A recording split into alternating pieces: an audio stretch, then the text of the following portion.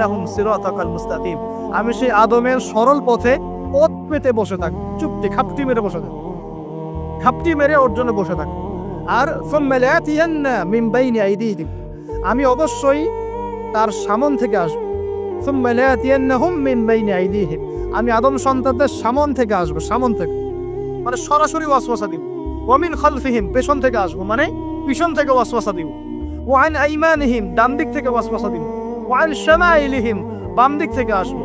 ওয়া লা তাজিদু আকসারাহুম শাকিরিন, আপনি বেশিরভাগ আদম সন্তানকে শুকরগুজার পাবেন না। ইবলিস ঠিক বলেছে না ভুল বলেছে? বেশিরভাগ মানুষ নামাজ পড়ে না, বেশিরভাগ মানুষ সুদ খায় কি খায় না, বেশিরভাগ মেয়ে এখন বেপরদায় চলে কি চলে না, বেশিরভাগ মানুষ এখন অন্যায় করে কি করে না, বেশিরভাগ মানুষই আল্লাহ থেকে দূরে চলে। ইবলিস কিন্তু ঠিকই বলেছে, ঠিক বলে নাই?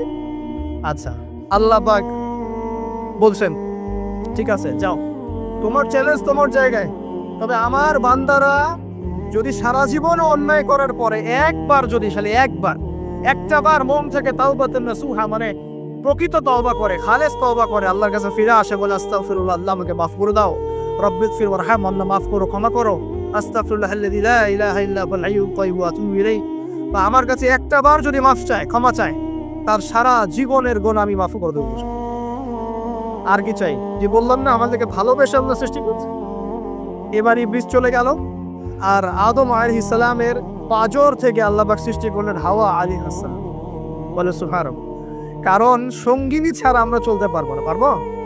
যারা চিরকুমার সঙ্গে নাম লেখাচ্ছ এগুলো থেকে বের হয়ে আস।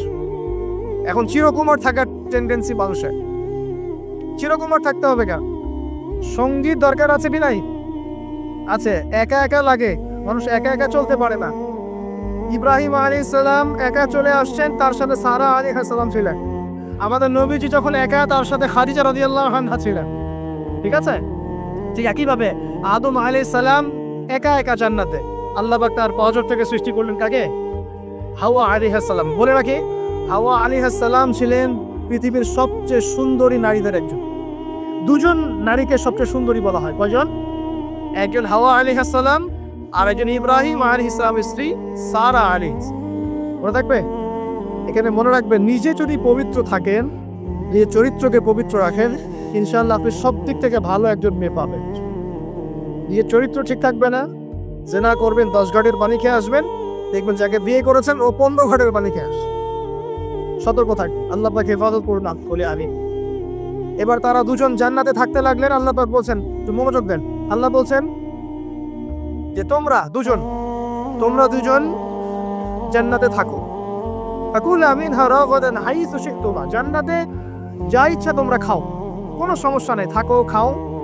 ওয়ালা তাকরাবা হাদিহিশ শাজারা, কিন্তু একটা আদেশ করছি তোমাদেরকে, এই যে গাছটা দেখছো, এই গাছের কাছেও যাবে না। শব্দগুলো বোঝার চেষ্টা করো। আল্লাহ পাক বলছেন না যে গাছের ফল খাবে না, আল্লাহ পাক বলছেন গাছের কাছেও যাবে না। ঠিক যেমন আল্লাহ বলছেন ওয়ালা তাকরাবু আমওয়ালাল ইয়াতীম, এতিমের মালের কাছেও যাবে না। আল্লাহ বলছেন এতিমের মাল খেও না। আল্লাহ বলছেন ওয়ালা তাকরাবু জিনা, জেনার কাছেও যেও না। আল্লাহ কিন্তু বলছেন না জেনা করো না। ঠিক একই ভাষায় আল্লাহ পাক বলছেন ওয়ালা তাকরাবা হাদিহিশ শাজারা, তোমরা দুজন এই গাছের কাছেও যাবেন। দ্যাটস অল, আর কোনো সমস্যা নেই, জান্নাতে থাকো। এবার তারা জান্নাতে থাকতে লাগলেন। থাকতে থাকতে এক পর্যায়ে ইবলিস ওয়াসওয়াসা দেওয়া শুরু করলো। কি ওয়াসওয়াসা দিল যে আমাদের পিতা মাতা সেখানে চলে গেলেন? আবার বিষয় তো দেখো, কি এমন বললো ইবলিস যেটা আমাদের পিতা মাতা রিসিভড হয়ে গেলেন? এই কথাটা আছে সূরা তাহায়। কোন সূরা? তাহা পড়ে দেবেন। আল্লাহ পাক বলছেন, ইবলিস আমাদের পিতাকে বোঝাচ্ছি, বলছে ইয়া আদম, হে আদম, হাল আদুল্লুকা, আমি কি তোমাকে জানিয়ে দিব, খবর দিব, আলা শাজারাতিল খুলদি ওয়া মুলকিন লা ইয়াবলা, এমন একটা গাছের কথা কি জানিয়ে দিব যেই গাছের কাছে গেলে বা তার ফল খেলে তুমি দুটো জিনিস পাবে, চিরস্থায়িত্ব পাবে, কোনোদিন মরবে না, আর বিশাল ক্ষমতার মালিক হবে। অন্য আয়াতে আসছে যে তোমরা ফেরেশতা হয়ে যাবে। এই দুটো কথা। তাহলে কি প্রলোভন দিল? চিরস্থায়িত্বের প্রলোভন এবং কি অমরত্বের প্রলোভন, অমরত্ব এবং ক্ষমতা। একটু মনোযোগ দেন, এই দুনিয়াতে যারা আল্লাহর পথ থেকে বিচ্যুত হয়ে গেছে বেশিরভাগ এই দুটো ক্ষমতার ফাঁদে, না হলে দুনিয়ার এই যে মোহ, অমরত্ব, দুনিয়ার জীবন নিয়ে পড়ে থাকা, এই দুনিয়ার প্রেমেই মানুষ নিজের পথ হারিয়ে ফেলেছে। এই দুটোই হয়েছে।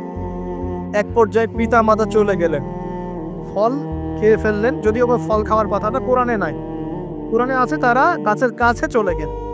কি হলো গাছের কাছে যাওয়ার পরে? আল্লাহ পাক বলছেন যখন তারা গাছের কাছে চলে গেলেন, ভাই লক্ষ্য করেন, যখন তারা গাছের কাছে চলে গেলেন, প্রথম যে ঘটনা ঘটলো, বাদাত লাহুমা সাওআতুহুমা, তাদের যে কাপড় ছিল জান্নাতের কাপড়, তাই কাপড়টা থাপাস করে খুলে। এখানে যদি আপনার কাপড়টা খুলে যায় কেমন লাগবে? বা কেউ যদি জোর করে কাপড় আপনার খুলে ফেলে কেমন লাগবে? কেউ যদি 10 জন জোর করে ধরে আপনার কাপড় খুলে দেয় কেমন লাগবে? আপনি নিজের জীবনের চাইতে বেশি কাপড়টা ধরে রাখার দিকে মনোযোগী হবেন না? আমাদের পিতা মাতাকে শয়তান জান্নাতে ফেরেশতাদের সামনে লগ্ন করে গেল, কাপড় খুলে করে গেল। তার মানে জান্নাতে আমাদের পিতা মাতাকে লগ্ন করেছে কে? ইবলিস।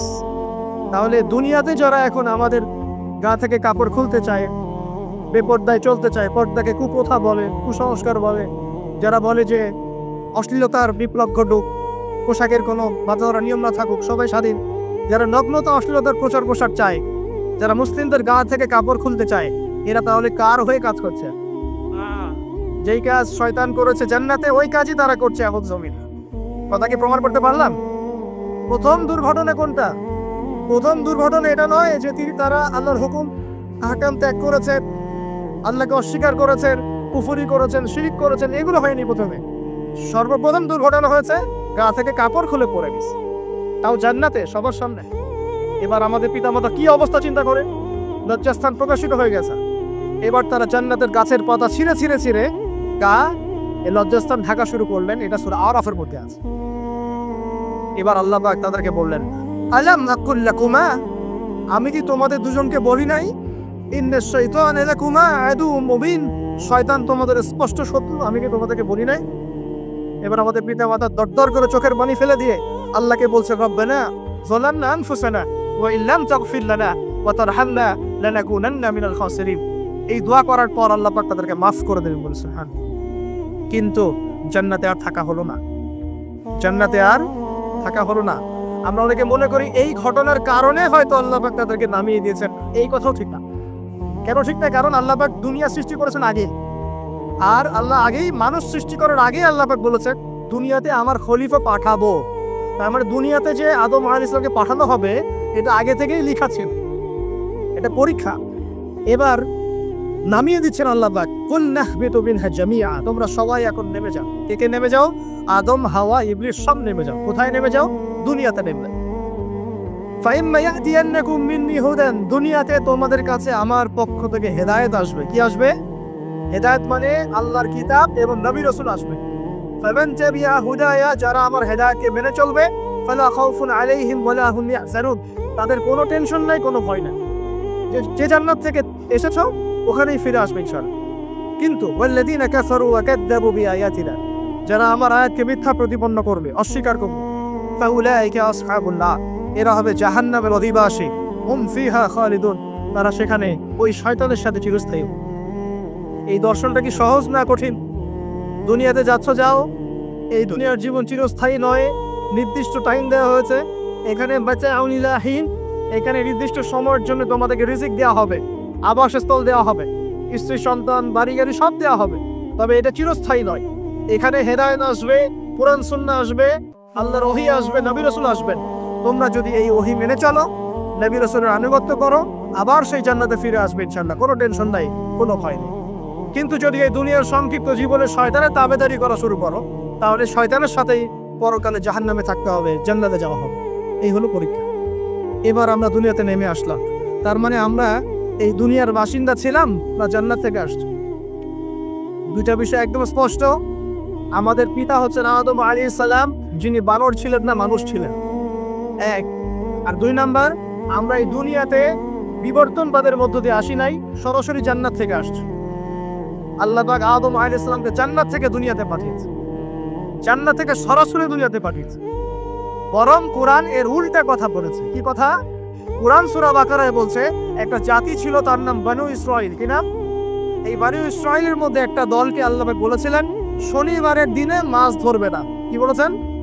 শনিবারে এই যে সাগর আছে আপনাদের মনে করেন, শনিবারে মাছ ধরবেন। তো বনু ইসরাইল